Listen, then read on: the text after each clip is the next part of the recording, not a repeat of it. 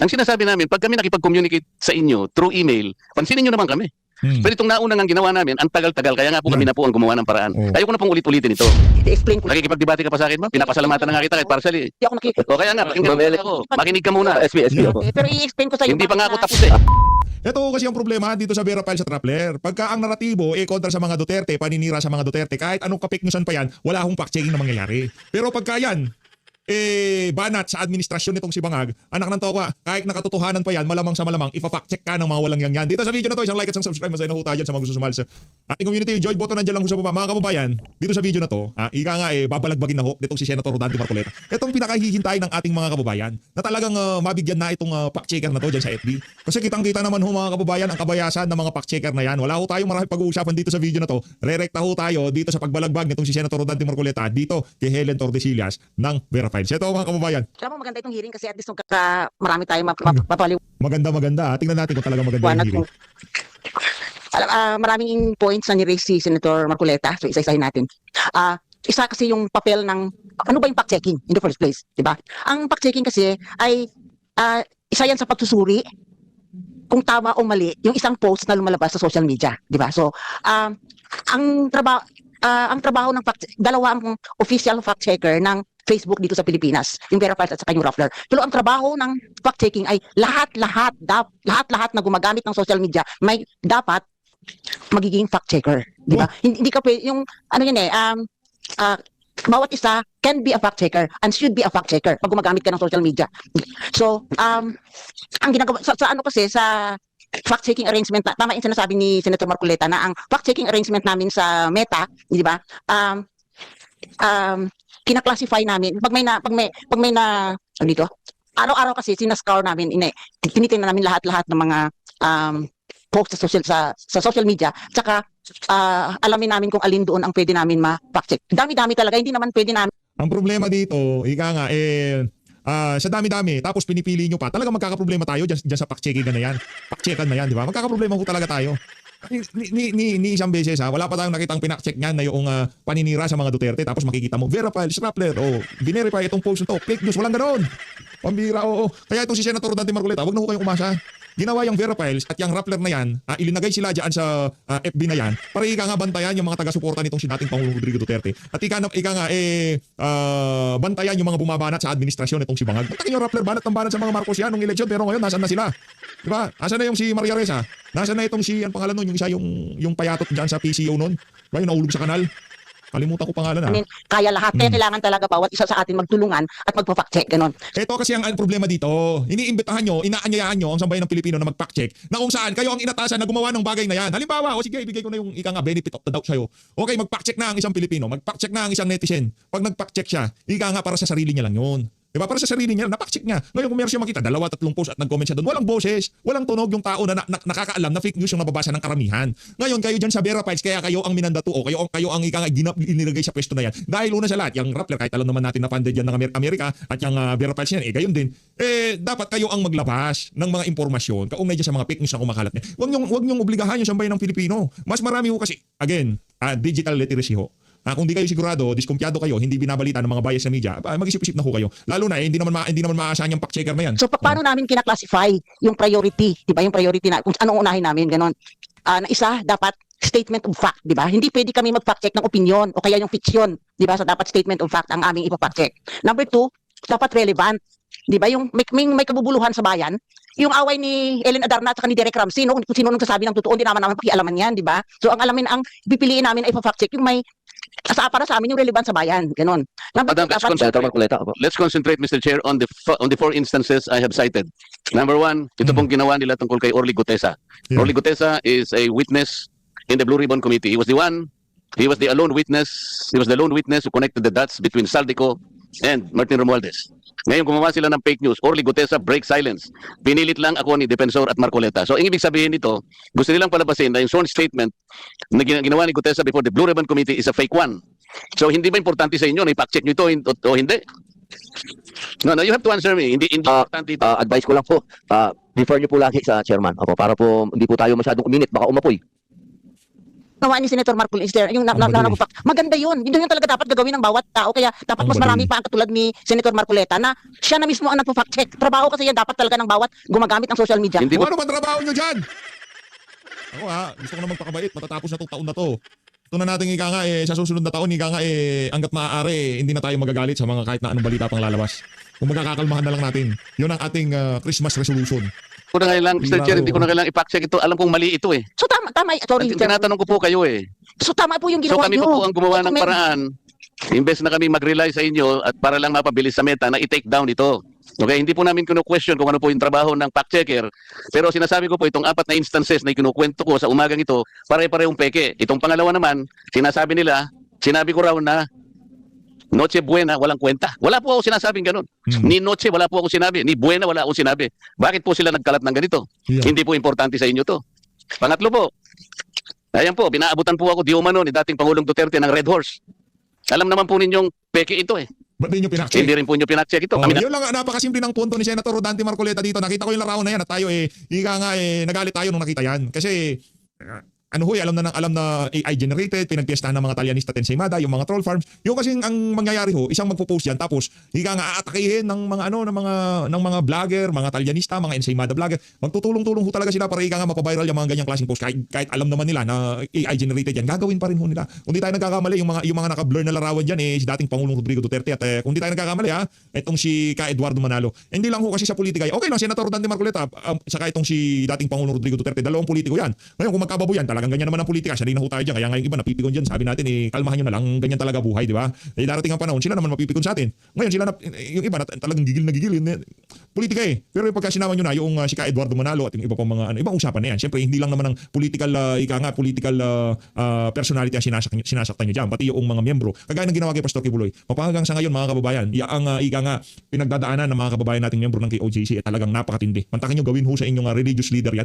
Kagaya nitong kay Pastor Kibuloy. Ano na lang ang mararamdaman niyo. Tapos itong mga ganitong klaseng simpleng post, masakit yan. Kung kayo ay miyembro ng sekta na yan, talaga masasaktan kayo. Kaya dapat ilagay natin sa lugar. Kung gusto niyo magkababoyan, Senator Bato de la Senator Rodante Marcoleta, saka itong dating Pangulong Rodrigo Duterte, wala problema. Pero alam natin fake yan. Pero magbabuyan yan. Babuyin nyo, okay lang. Sige. Pero madali lang naman i-debunk yan ginagawa din naman ng ibang mga DDS yan. Talagang binabanatan yan si Marcos Jr. yan si Lisa Araneta Marcos. Politika.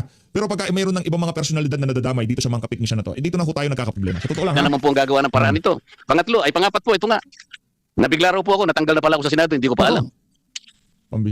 Madam Fact Checker, lahat po ng ito hindi totoo So ito pong dalawang natitira, kami na naman po ang gagawa ng paraan para lang ma-take down ito. Yung pong dalawa kasi na-take down na namin. Pero kami lang po ang gumawa. Di po ba kawawa naman kami? Sige po, Miss Ellen. Opo. Yung ginawa nyo. So, Hindi ko po sinasabi sa inyo, Mr. Chair, kung tama ang ginawa ko o hindi. Kinukwento ko po sapagkat kailangan po namin gawin para hindi ma-mislead ang tao. Kaya lang nagpapatulong po kami sa inyo na sana kahit wala kaming gawin, merong mga opisina gagawa ng mga ganito para sa ating lahat. Para sa kapakanan ng buong mamamayang Pilipinas. Ang tanong sendante. Meron ba kayong pakimkim galing sa administrasyon? Meron ba kayong pampadulas? Pampabilis umaksyon? Kung wala, hindi gagalaw yung Vera Files na yan at yung Rappler na yan. Dapat talaga meron kang kikikigan mo ng konti yan. Pagka hindi mo kinikigan yan, hindi ka mabibigyan yan. Sorry to say, pero yan ang katotohanan dyan sa mga fact-checker na yan. Diba? Mamantakin nyo, tayo nga, hindi tayo fact-checker. Itong video na to ito. Pakita ko sa inyo kahit hindi ako fact-checker. Sabihin ko sa inyo mga kababayan. Yan, tingnan nyo yan. Ako na mismo nagsasabi sa inyo, dito sa PH Update, kung papanood nyo man itong video na to, yan baka kasi ma-mislead yung mga kababayan natin. Makita yan, sabihin nila, nagjujumbagan, naghahalikan, kung ano pa man. Ano yan, pag dito, AI generated yan. Bayaan nyo si PH Update, diba? Tingnan nyo naman, parang sipon na yung lumalabas kay Lisa Araneta Marcos, diba? AI generated yan. Dapat ganyan sana. Diba? Ewan natin dyan sa palitan na natin yan sendante. Ako napapalit dyan sa Vera Files at Rappler na yan. Walang kwenta na sa pagpapacheck. Teka lang, ba't di gumagana yan? Dito po yung problema Miss Gemma Mendoza. Opo. Hello. Hindi kinaya Mr. Chair, ni thank you Ate for Bel. acknowledging us. First of all, salamat po sa mabuting senator tungkol na pinakita niya yung mga examples na yon ng potential na ng fake news tungkol sa kanya, ng disinformation tungkol sa kanya. Siguro po i-explain lang po natin yung proseso. Tulad po ng sinabi ng colleague ko from Vera Files, napakadami po talaga nung volume nung mga nakikita, yung mga kinakalat sa Hindi usapan dito yung volume. Marami. No? Walang question dyan kung marami o konti. Walang question na marami talaga. Anak ng toka. Ano yan Pero dapat i-prioritize yung mga nagva-viral muna. Yung mga nasa mga public government official. Yan mapa Marcos, mapa Duterte, mapa kung kani-kanino yan. Dapat yun yung nag-prioritize. Kaso pinaprioritize yata nila yung mga away mag-asawa. Hindi nila ginagawa yun. O yung pinaprioritize lang nila yung paninira kay Marcos Jr. social Bihira media. kayo dyan, ha? Hindi po namin yun Mamaya, abangan nyo mga kababayan ha. Babay cam ho tayo. Magbabay cam ho tayo mamaya.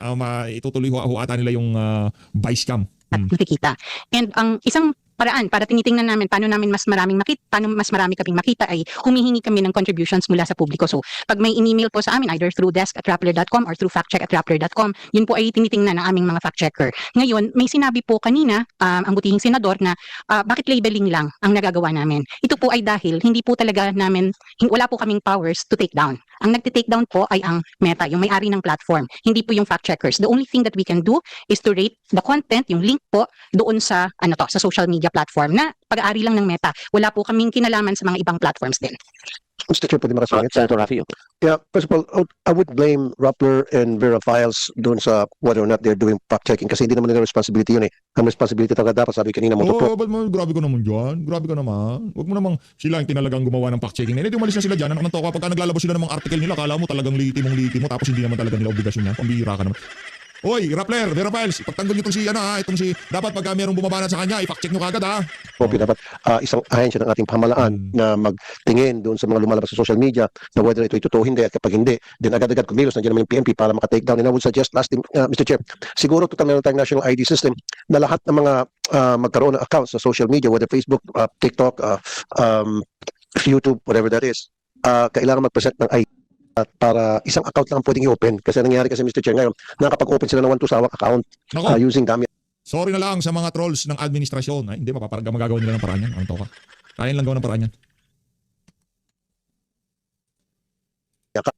accounts, and these are the people na nag-umpisa ng mga fake news. Malakas ang loob nila dahil fake yung mga accounts nila. So why don't we come up with a law? Isasama siguro natin Mr. Chair doon sa batas na pinapasa mo, each and every person na gustong magkaroon must register, they have to have the ID. Meron tayong national ID system, so hindi pwede sabihin anti-purto.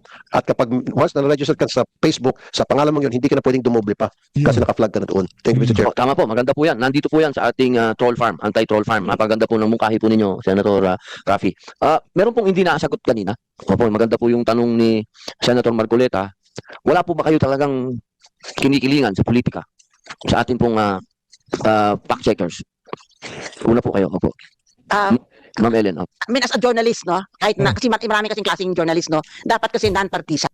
Ba? Di ba? Wala Ayaw kaming, pala salita na yan, wala Elan kaming, Tordesillas. wala kaming kinikilingan Pambihira, politika. oo. Ang pwede mo sigurong masabing bias kami sa katotohanan. Wow. Tsaka sa facts yun. Wow. So, kung saan kami dalhin ng impormasyon, doon ang punta namin. Gusto ko lang kasi tapusin yung criteria na ginagamit namin kasi sa dami-dami talaga ng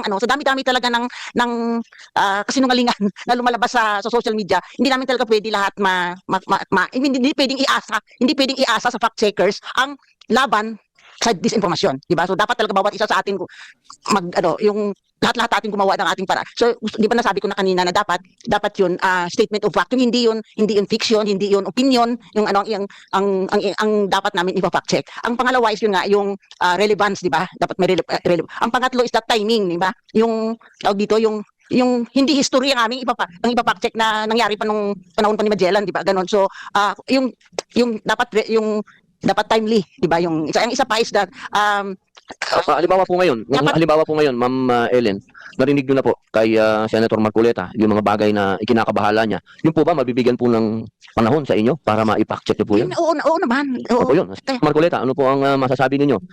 Bibigyan daw po nilang panahon yung 4 na issue sa inyo. Ito pa kasi isa pa kasi Ito naman si Ellen Tordesillas, para naman kinikiliti yung pit pag nagsasalita. Dahil mo magsalita! kailangan yung Hindi, sabi namin feasibility, sinusunod ang dapat titingnan natin kung kaya namin yan ma-debunk, ano ba yung debunk sa Tagalog? Mapawalang saysay nyo po. Ano po yan? At least, no? Apo. At least within 24 hours. Kasi ang purpose kasi ng fact-checking is to stop the spread of falsehood para mahinto yung paggalat. Kasi kung marami namang pwede naman kasi mag-investigative journalism ka na pwede kang abutin ng 1 buwan, di ba ganon? Pero sa fact-checking kasi, kailangan ang purpose mo kasi doon para mahinto yung paggalat. Kasi sa Yun nga po ang gusto po ni Senator Marcoleta. virality kasi, importante kasi yung in just in a few seconds, nagba-viral yan eh. So, importante, ma-stop mo. So, kung hindi namin yan kung feeling namin kailangan pa mas marami pa kaming kailangan para ma-debunk yun, ganun. Ipapasa namin yun sa team na pwede siguro mag-investigative journalism, ganun. So, ayun ang mga criteria. Katulad po ngayon, ma'am, nasabi na po sa inyo ng harapan na sinasabi niya fake news yun.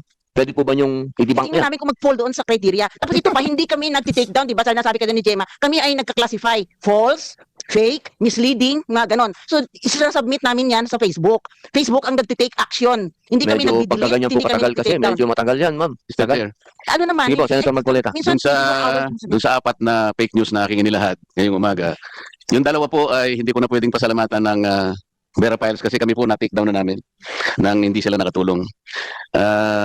Pero kailangan pong malaman po ninyong lahat na bago po namin nagawa yon, ini-email po namin kasi yung Vera Files at saka yung Rappler. Pero yung Rappler, binibigay rin sa Vera Files. Pero napakabagal po talaga yung action. Kaya doon sa unang dalawang sinabi kong fake news, kami na po talaga nakipag-coordinate at successfully nagawa namin. Ito pong pangatlo, partially, ay pasasalamatan natin ng Vera Files kasi po kahit papano, ang ginawa po nila, dinemote po nila. Pero hindi entirely po nakatulong yun. Kasi pag dinemote po yun, ang ibig sabihin nun, meron pa rin pong makakakita, ngunit kukunti na lang. So hindi talaga buong-buo na aalisin nila. Yung po yung tinatanong ko sa inyo, madam, ba't kinakailangan i-demote ninyo? Alam ninyong completely fake po ito eh. Yung Talaga pong hindi kayo nagte-take down, alam namin yon. Ngunit kapag kayo nakipag-coordinate sa Meta sa Singapore, sila pong magte-take down. Kagaya po ng ginawa namin sa unang instances. Yun po yung aming gustong sabihin sa inyo. Bakit kami nagawa namin? Samantalang kayo may direkta pong may communication. Bakit kinakailangan po natin pagtalunan pa ito? Siguro si Gemma. Miss Gemma Mendoza? I-clarify lang po natin. We don't communicate with, it would be impossible for us to communicate with Meta for every piece of thing that we rate. So we don't do that. Ang ginagawa lang po namin, ang interaction namin is through the platform they have, which is the platform that is made available to fact checkers. Yung action po nung yung action ng pag-demote, that is done by Meta when a rating is when a rating has been submitted. And that is that is their algorithm already that works on it. Now, yung question po about so like halimbawa po yung kanina nabanggit na yung isang content was manipulated. Definitely po, if that was submitted to us, then we would have looked at it. So, isa po yun sa mga tinitingnan namin talaga. Ngayon, hindi po talaga lahat nagagawa kasi kaunti lang po talaga kami at hindi naman po yung lahat matitingnan ng mga fact check. Mr. Chair, ako po naniniwalang hindi po nyo kaya lahat tingnan. Pero yung mga bagay na nire-repair po namin sa inyo through email, dapat tingnan naman po ninyo. Hindi namin gagawin yun ng ganun-ganun lang. Kaya namin kinakasangkapan kayo at gusto namin tulungan nyo kami dahil mali nga po itong ginagawa nila. So, we are not asking you to look at every fake news in the entire universe. Ang sinasabi namin, pag kami nakipag-communicate sa inyo through email, pansinin nyo naman kami. Pero itong naunang ang ginawa namin, ang tagal-tagal, kaya nga po kami na po ang gumawa ng paraan. Ayoko na pong ulit-ulitin ito. baka Sen Dante, baka si Anticlear lang pinapansin ng mga yan. Di tayo kasama sa usapan, higa nga. Si Anticlear lang. Itong pangatlo, kaya sabi ko po sa inyo, ma'am, partially, nagpapasalamat kami dahil dinimote ninyo kahit paano. Pero ang gusto namin talaga, mawala na. Tama po, yun po yung gusto namin. Wala nang pong debate ron. I-explain ko. Nakikipag-debate ka pa sa akin, ma'am? Pinapasalamatan na nga kita kahit partially. Hindi ako nakikita. O kaya nga, pakinggan mo ako. Makinig ka muna. SB. Pero i-explain ko sa iyo. Hindi pa nga ako tapos eh. Hoy, Eleanor Desillas! Wala kang bitaw dyan. Explain ka na ng explain. Simple lang. Nag-email na, ginawa na nila lahat. I-demote nyo lang. Alatang fake news na. Alatang AI na.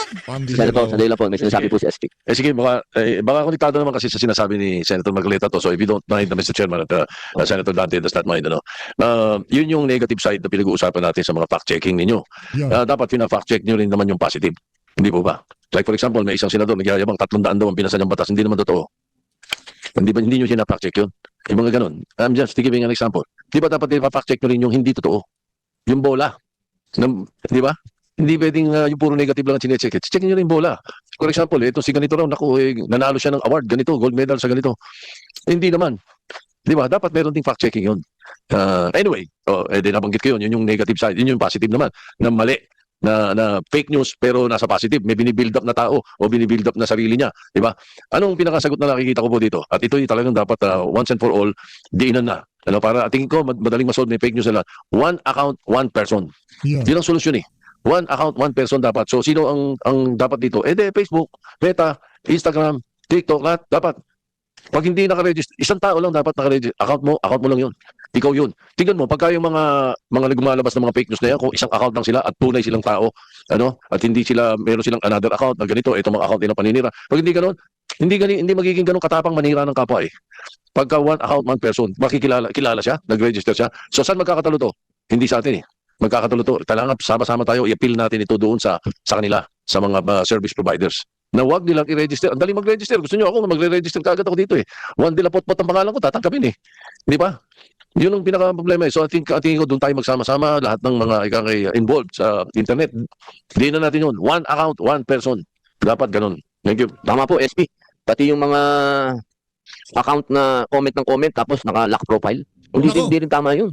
Salita ka ng salita tapos hindi ka naman pwedeng sagutin. Correct. Yun Ano yan yung mga ano yan, Sen, yan yung mga troll farms.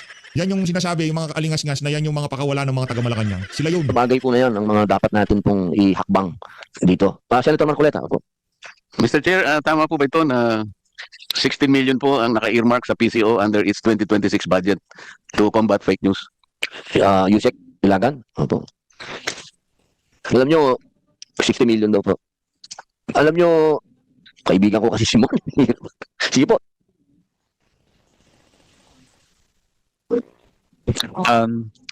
I'm sorry, sir. I'm just checking lang the data, Senator. We're just fact-checking the data. But there's no specific Kasi about the po, fake news. kaya po tinatanong ito dahil kung hindi po nyo matitake down ng mga fake news na nire-report namin, nandito po ang ating Senate President. Baka tanggalin po niya yan. Ilagay na lang po natin sa makakatanggal po ng mga fake news sa madaling panahon. Hindi po yung nagtatagal. Habang nag-aantay po, mag-aantay po Just tayo checking po, sir. ng sagot po ninyo, baka po merong gustong idagdag yung mga fact-checkers po natin sa punto po kanina tungkol sa political alliance. So, wala pong political alliance sa inyo. Wala po. And we regularly disclose the list of fact checks that we do every year. So the other thing po na note ko lang po dito is pag may link po na sinubmit, so baka lang po I was checking our email, baka lang po sir walang na-submit na link and that was probably the reason why it was not fact checked. Tapos baka po pwedeng sa next na meeting may meta dito. Opo. Mr. Chair, siguro, sabi niyo po kasi Actually, paulit-ulit na lang ho yan. House of Representatives, ipatawag ang meta. Senado, ipatawag ang meta. Wala akong nangyayari. Wala akong nangyayari. Kasi bakit? Kasi ewan ko sa kanila. Ayaw nilang ano yun eh. Ayaw nilang one account, one ID eh. Di ba? Ayaw nila yun eh sa meta eh. O yan magagawa natin. Ayaw nilang mag-take down kagad. O. Di ba? Ang dami pang prosesong pagdadaanan bago i-take down. O. Ang solusyon dito, alam nyo, no? PCO. Sila na mismo magsabi, lahat ng fake news na lumabas ngayong araw na to, mapabagyo, mapawalang pasok, mapa sa politiko, mapakalaban, mapakakampi sa politika, lahat yan, salansanin dyan sa PCO at lahat ng network, kung kanino man account galing, i-publish nila lahat, kung bagay, pahiyanan nila, pati yung mga nag-share ng mga fake news. Ayan, di ba? kanina hindi lahat na-fact check ninyo. So, is it a problem of competence or your ability to fact check all things that go to the internet? Kasi kung talagang imposible naman yun, so what is a fact checker for? Kung hindi nyo naman talaga mapafact check lahat. Kagaya ng nangyayari po ngayon.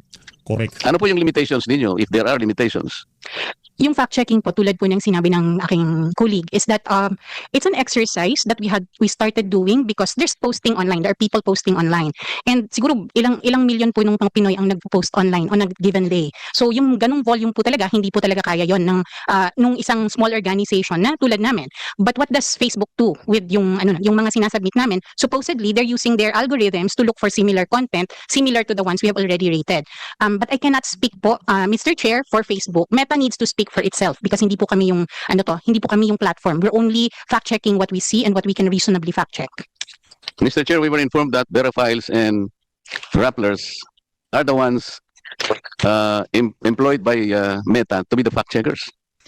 That is true, Mr. Chair. So We you have an admitted- arrangement. You but admitted the obligation for Meta to fact we check. do not have, Mr. Chair, the obligation to fact check all content on Facebook. That is impossible, and we don't even Kaya nga see all tinatanong ko po content. sa inyo, what is your limitation kung meron? Kasi sabi nyo, you are a fact checker. Mm-mm. So, kung hindi nyo lahat mapafact check, ano po yung limitations? Para malaman namin. The limitation is volume, as I mentioned po, Mr. Chair, and that's the reason po why, as my colleague was pointing out. So, we lahat talaga- probably fall on the limited area of your fact-checking responsibility. Kagaya nito, 4 lang po yung sinasabi ko, pero hindi pa na fact-check on time. And it needed us to do it all alone by ourselves para lang po maproteksyonan kami. Mr. Chair, when I just checked my inbox and I was looking for the link to those posts. I don't see links to those posts when I check my inbox. It's possible na hindi po namin siya nakita. So, if the good senator would send us the links to those posts, we will have a look at them. As we do when we receive emails concerning these things to fact. So, Mr. Chair, it is the problem of Meta itself. Kasi kami po, nag-email kami sa Meta. And I think Meta simply endorses to you as fact checkers. Kung hindi dumating po sa inyo, talagang may problema po tayo, Mr. Chair. Pinaka-problema talaga ang Meta. We can show you the emails that we have sent to Meta because of this. Kasi importante sa atin na wag ma-mislead ang ating mga kababayan. Napakarami po talaga nilang nilalabas. Mr. Chair, that's why we post all the fact checks of Rappler. They have a message at the bottom. May message po sa bottom where we tell people where to send us links for fact checking para kung sakaling hindi po namin nakita sa dashboard na binibigay ng Meta, ay may opportunity pa kaming makita beyond that. So, yun po yung ginagawa namin. the fact checkers are limited in the sense that they cannot totally fact check anything that goes into the internet. We are in this situation at present. So magtatagal po bago natin ma-address lahat ang problema na may kinalaman sa fake news. Sa ngayon, wala po tayong magagawa. Is that the state of affairs now? With respect, Mr. Chair, this is why we are here in the hearing today. Our suggestion, in fact, and one particular action point po kasi na kailangan mangyari. Kasi before po, there used to be more access to data in the platforms. Sa ngayon po, over the past years, that access has been reduced. So we have difficulty seeing, like actually searching for content already. That is similar to things we see. We have already fact-checked. So isa po sa mga sinasuggest nga namin yung transparency, the platforms need to be compelled to share data that will make it possible for third parties, hindi lang po yung mga fact checkers, but also other third parties, to audit what is being amplified within these platforms. We don't see everything. So, Mr. Chair, while we are talking, what happens now with the fourth fake news? Naunahan po si Senate President. Ang sabi po nitong pang-apat na fake news, Yarina Marcoleta, na bigla sa mabigat na hatol sa kanya, tanggal na sa Senado. Hindi pa po alam ng Senate President ito eh. Siguro What are we going to do with this fourth fake news? hihingin na po Para natin. lahat. If the senator will Sandali na po. handle it, Hihingin na po natin ang statement po ng ating SP para maisulat nyo na po. Totoo po bang wala na sa Senado? Hindi po, buhay na buhay. Narito, sama po namin. Ano po, galing na po sa bibig ng ating Senate President. Sana po Ito naman si Senator Ron. Malanga ka dyan. Opo, sa lahat po ng may social media, sana po mapakalat na po na hindi po totoo yan at isang fake news yan. Opo. Hingin ko lang po sa lahat na total na sagot na po at malinaw na hindi kayang i-take down kaagad. Medyo yan po ang pagbibigay natin ng tuunan ng pansin ngayon. Nagbulungan yung dalawa ng kontawa. Tumatanggalin na kita. Ngayon po, hingin na po natin ang bawat position paper. Unahin na po natin, sino po mauna? Sino po ang handa na sa inyong position paper? Handa ka na ba, Ma'am Michiko? Kung handa na po kayo, sige po, makikinig po kami. good afternoon, Mr. Wala na, ayoko na yan. As always, mag-ingat ako kayo lahat. Mahal lahat ng Pilipinas. Mabira talaga ako. Ay, nako, nangyayari. Fact checker.